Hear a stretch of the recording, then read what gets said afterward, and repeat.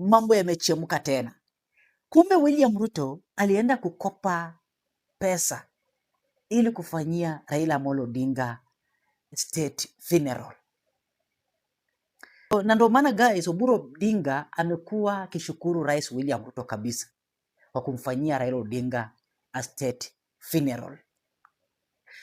Always Ndindi Nyoro huwa na expose William Ruto, huwa nakopa do, but ukiangalia pale kwa parliament hiyo orodha haiko. So ni madeni tu William Ruto analeta pale kwa parliament. Itambulika kwamba alikopa do na hajaonyesha imetumika vipi. Naona watu wangu, kuna zile do William Ruto huwa anakopa, anaenda kufanyia biashara zake huko nje ya nchi. Na ndio maana wakati Rigathi Gachagua alikuwa upande wa United States of America akikutana na Kenyans living in diaspora, bado huyu Oscar Sudi alikuwa pia amefuata Rigathi Gachagua pale. Na hakuenda pale kwa sababu ya kuattack Rigathi Gachagua peke yake. Wako na businesses pale huwa zina run yeye na Rais William Ruto. Na ndio maana ile wakati Uhuru Kenyatta akiwa the president, William Ruto alikuwa na kuwa spotted upande wa United States of America. Akiwa pale kama deputy president, Oscar Sudi pia yuko pale. Watu wakauliza huyu jamaa anaenda kufanya nini pale? Kumbe wako na mabiashara pale. And Ndindi Nyoro anajaribu exposing again President William Ruto today. But I'm sure like video. Anasema thanks for your great support. Nyinyi ni watu wa nguvu. Sikiza. His Excellency Diomaye Faye. And I thought the people on the side of government would interact with him on what matters most. Because they could have learned lessons. Diomaye Faye and Osman Sonko came to power last year in Senegal.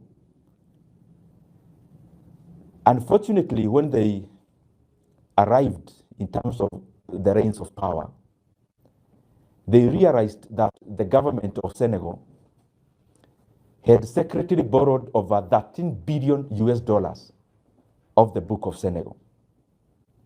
And currently, as we talk, Senegal is in a crisis that is precipitated by that illegal secret borrowing. Kenya ought to learn from Senegal that we cannot continue, and I've been speaking about this matter. It is more important than most of the things we are talking about in the public domain, because the effects are now, but they'll be more catastrophic later. Kenya continues to borrow illegally secret loans that are not included in the book of loans. When you hear me talk about Kenya is borrowing 3.5 billion every day, it does not include the money the government keeps on borrowing on securitization. They already did 7 shillings of fuel levy in terms of collecting in advance. They are now securitizing another 5. Kenya now is in the process of taking a loan using the housing levy. That the housing levy Kenyans ought to pay for the next 7 to 10 years, they want to borrow today. Meaning even the flexibility of any government that would come and they would want to abolish or lower some of these levies is being constrained. And I keep wondering why the National Treasury can come up with even those kind of documentations and not batting even their eyes. They don't seem like they're doing the wrong thing. Maybe they need to learn from countries like Senegal that you cannot continue playing PR on economic figures, because when there is a deceleration in the economy, it doesn't matter how you communicate or the PR you engage in to communicate around that. Figures will continue to manifest. And unfortunately, that is why in Kenya, when you interact with Kenyans, they say there's no money, because some of the decisions we are making also compound to the situation we are in as a country, economically speaking. So Kenya must maintain one book of debts. And I'm calling upon all our lenders, IMF, the World Bank. They have competent people in their offices. They cannot continue to fold their hands when they see things that are happening where their voice is needed. Because we cannot afford to lose our economy. And we cannot afford to lose our country, Kenya, on the economic front.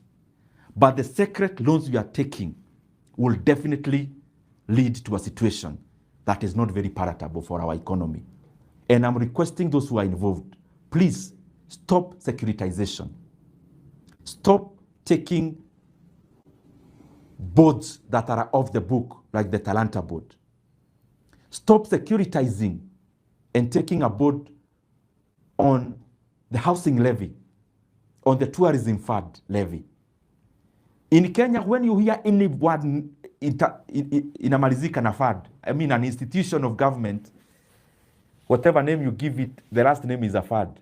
Just know that that is another way of taking a loan. When you hear about infrastructure fund, just know it is an illegal loan that is in the offing. When you hear about tourism fund, scrutinize. You will see there is a loan in the offing or already taken. When you hear about your levy, RMLF, again is a fund, is another illegal loan.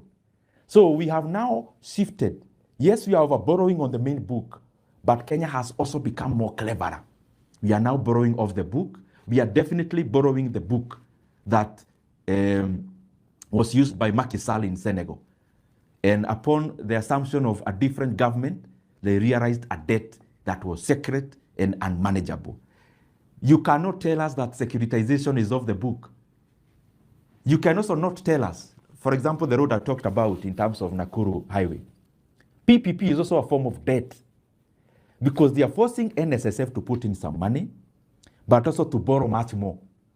Now, the question that all the people on the debt side keep on asking, when a government agency owned 100% by government takes a loan, if it is unable to pay, who pays that loan? It is the government. And therefore, all these loans are also public debts, and they ought to be accounted as such. For the last 37 days, our universities have been in a situation that has stalled in terms of education. There is nothing happening in our universities because of the lecturer strikes and also the non-teaching staff strike that is ongoing.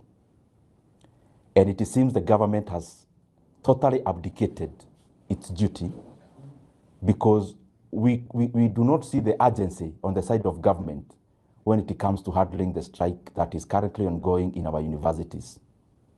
And it is very appalling. And to make the matter worse, we have seen in the recent past that the government has now started threatening Wasu and Kufanyia.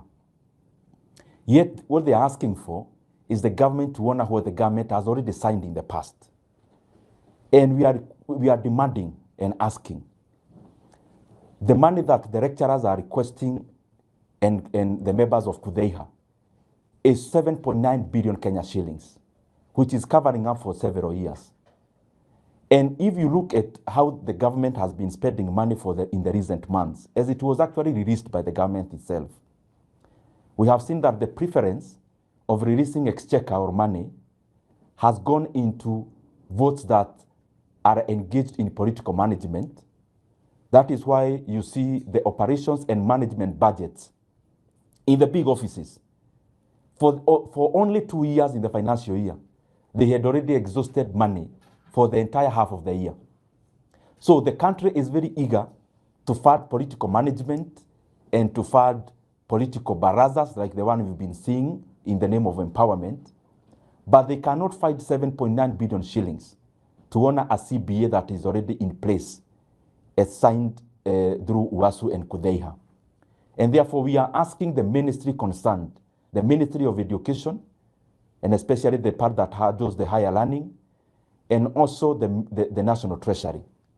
Please stop taking our universities into a circus. We need this money sent. We need the arrears paid to the beneficiaries so that our institutions of higher learning can go back to business as usual. And it is disappointing to see that there seems to be no urgency. No one in government is even aware, so to say, that there is a strike ongoing in our universities. It is very, very disappointing. And we need this to be resolved because the government has money. They need to drop the lethargy. They need to drop allocating money to non-priority areas because education remains an important segment of our society. In the same note, Kenyans must have noted that some of our schools actually closed earlier than anticipated in regards to JSS and higher and senior secondary. And it is basically because the government also refused and abdicated to send money for capitation to the JSS learners and to the schools in the senior secondary. And I'm wondering, what is then the priority? We seem to have our priorities upside down because what we say in public, and especially what the government says in public, they don't seem to want to honor it when it comes to where the rubber meets the road. That our schools across the country received just a small fraction of capitation. And some had to actually close earlier because they had no money to run the schools for the remaining days. It is important that we bring back education to where it belongs in Kenya. And it belongs to a higher pedestal, higher priority, so that even before we engage in ostentatious political fundings, let us focus our mind into funding education and take the